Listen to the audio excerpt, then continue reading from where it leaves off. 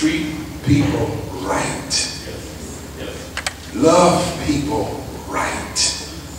Because they are God's creation and not ours.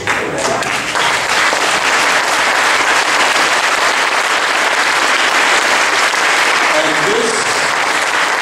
this attempt to turn faith into a weapon of hurt and hate rather than an instrument of hope and love is just wrong. Wrong.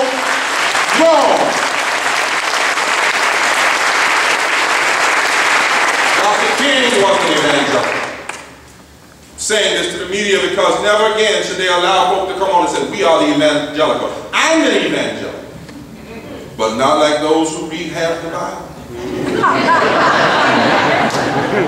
The half reading of the Bible is what allowed this nation to have slavery and Jim Crow and racism and classism and militarism without a strong critique from far too much of the faith and church community.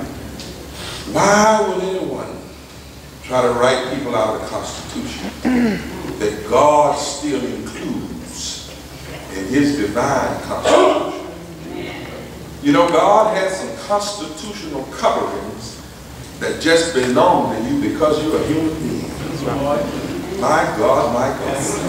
Whether God agrees or disagrees with you, he still allows everybody to benefit from the air. That's a constitutional right. Everybody gets the sun to shine on them. That's a constitutional right. When it rains, he lets the rain on everybody. His grace, his mercy, his love is given out to everybody just because you're a human being.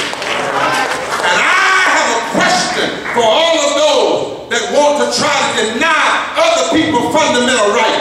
When are we going to learn that we are not God?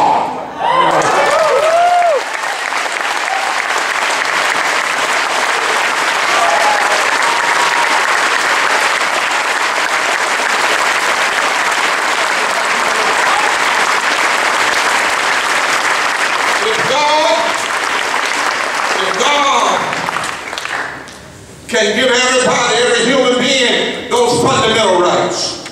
Why would we try to write people out of our feeble human constitution?